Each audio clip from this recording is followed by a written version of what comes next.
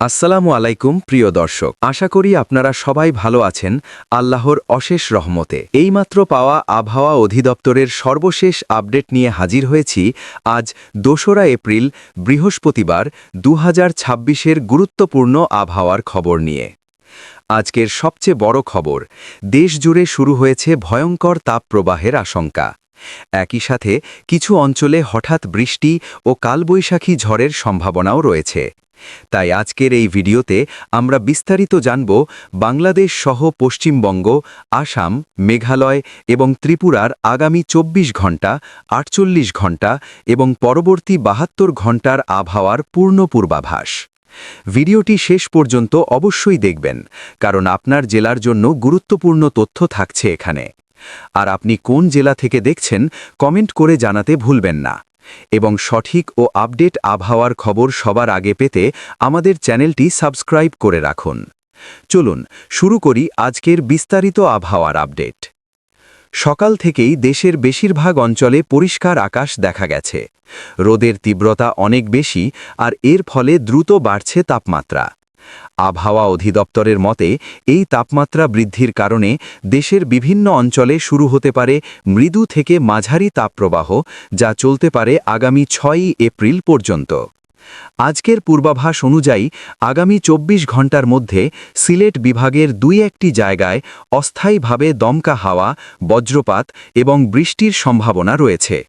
বিশেষ করে সিলেট, মৌলভীবাজার, সুনামগঞ্জ, নেত্রকোনা অঞ্চলে হঠাৎ কালবৈশাখী ঝড় দেখা যেতে পারে।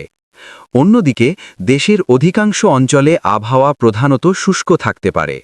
আকাশ থাকবে আংশিক মেঘলা থেকে পরিষ্কার। এই সময় দিন ও রাতের তাপমাত্রা সামান্য বাড়তে পারে, ফলে গরমের অস্বস্তি আরও বৃদ্ধি পাবে। তবে আশার খবর হল, পরবর্তী ৫ দিনের মধ্যে তাপমাত্রা কিছুটা কমতে পারে এবং তাপপ্রবাহ ধীরে ধীরে দুর্বল হয়ে আসবে। এখন কথা বলি লঘুচাপ পরিস্থিতি নিয়ে। মৌসুমের স্বাভাবিক লঘুচাপ বর্তমানে বঙ্গোপসাগরে অবস্থান করছে। এর একটি বর্ধিতাংশ পশ্চিমবঙ্গ ও তার আশেপাশের এলাকায় বিস্তৃত রয়েছে। উপকূলীয় এলাকাগুলোতে ঘণ্টায় ১০ থেকে ১৫ কিলোমিটার বেগে হাওয়া প্রবাহিত হতে পারে। তবে বঙ্গোপসাগর এখনও স্বাভাবিক অবস্থায় রয়েছে, তাই সমুদ্র যাত্রার জন্য বড় কোনো সতর্কতা নেই। এবার চলুন সরাসরি স্যাটেলাইট চিত্র বিশ্লেষণে। এই মুহূর্তে দেশের অধিকাংশ আকাশ পরিষ্কার বা আংশিক মেঘলা। তবে ময়মনসিংহ ও সিলেট বিভাগের আকাশ কিছুটা মেঘাচ্ছন্ন রয়েছে। সকালের দিকে সিলেট বিভাগের বিভিন্ন এলাকায় ঝড় বৃষ্টি হয়েছে এবং আজও দিনের বিভিন্ন সময়ে এই অঞ্চলে বিক্ষিপ্ত বৃষ্টি ও বজ্রসহ কালবৈশাখী ঝড় হতে পারে। ঢাকা, ফরিদপুর, মাদারীপুর, খুলনা, যশোর, সাতক্ষীরা, চুয়াডাঙ্গা, রাজশাহী ও চাঁপাইনবাবগঞ্জ অঞ্চলে আজ তাপমাত্রা ৩৫ থেকে ৩৮ ডিগ্রি সেলসিয়াস পর্যন্ত উঠতে পারে। ফলে এসব এলাকায় তাপপ্রবাহের আশঙ্কা রয়েছে।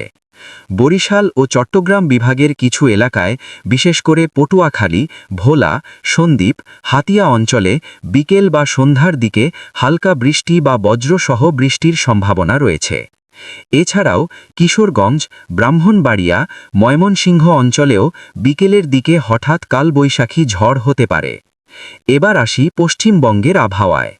পশ্চিমবঙ্গের অধিকাংশ জেলায় আকাশ পরিষ্কার থাকবে এবং রোদের তীব্রতা অনেক বেশি থাকবে। কলকাতা ও আশেপাশের এলাকায় তাপমাত্রা ৩৮ থেকে ৩৯ ডিগ্রি সেলসিয়াস পর্যন্ত পৌঁছতে পারে। উত্তরবঙ্গের আলিপুরদুয়ার, জলপাইগুড়ি, শিলিগুড়ি, দিনাজপুর ও মালদহ অঞ্চলেও আবহাওয়া প্রধানত শুষ্ক থাকবে। এখানে আপাতত ভারী বৃষ্টি বা ঝড়ের কোনো সম্ভাবনা দেখা যাচ্ছে না। এখন অনেকেই লঘুচাপ বা নিম্নচাপ নিয়ে গুজব ছড়াচ্ছে। আপনাদের জানিয়ে রাখি, বর্তমানে বঙ্গোপসাগরে কোনো বিপজ্জনক নিম্নচাপ বা ঘূর্ণিঝড়ের আশঙ্কা নেই। তাই গুজবে কান না দিয়ে শুধুমাত্র অফিসিয়াল তথ্যের ওপর নির্ভর করুন। এবার জানি আগামী কয়েকদিনের সম্ভাব্য পরিস্থিতি। আবহাওয়ার একটি মডেল অনুযায়ী এই গরম ও শুষ্ক আবহাওয়া আগামী ৫ই এপ্রিল পর্যন্ত চলতে পারে। এই সময়ে দেশের ২-১টি এলাকায় হালকা বৃষ্টি বা বজ্রসহ ঝড় হতে পারে, তবে তা খুবই সীমিত থাকবে। তবে ৬ বা ৭ই এপ্রিলের পর আবহাওয়ায় বড় পরিবর্তন আসতে পারে। সে সময় দেশের বিভিন্ন অঞ্চলে বৃষ্টি ও ঝড়ের প্রবণতা বাড়বে এবং তাপমাত্রা ধীরে ধীরে কমে আসবে।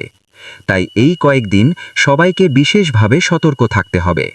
অতিরিক্ত রোদে বাইরে বের হলে ছাতা বা ক্যাপ ব্যবহার করুন, পর্যাপ্ত পানি পান করুন এবং অপ্রয়োজনীয় বাইরে যাওয়া এড়িয়ে চলুন। বিশেষ করে শিশু ও বয়স্কদের প্রতি বেশি খেয়াল রাখবেন। তো প্রিয় দর্শক, এই ছিল আজকের সম্পূর্ণ আবহাওয়ার আপডেট। আশা করি ভিডিওটি আপনাদের জন্য অনেক উপকারী হয়েছে। ভিডিওটি ভালো লাগলে অবশ্যই লাইক, শেয়ার ও কমেন্ট করবেন। আর নিয়মিত আপডেট পেতে আমাদের চ্যানেলটি সাবস্ক্রাইব করে রাখুন। সবাই ভালো থাকবেন, সুস্থ থাকবেন। আল্লাহ হাফেজ।